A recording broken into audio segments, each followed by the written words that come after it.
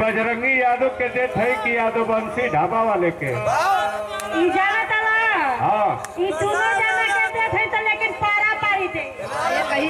ये कहीं थरिया खंडरा के दोनों जना के बारी बारी दे ढाबा ढाबा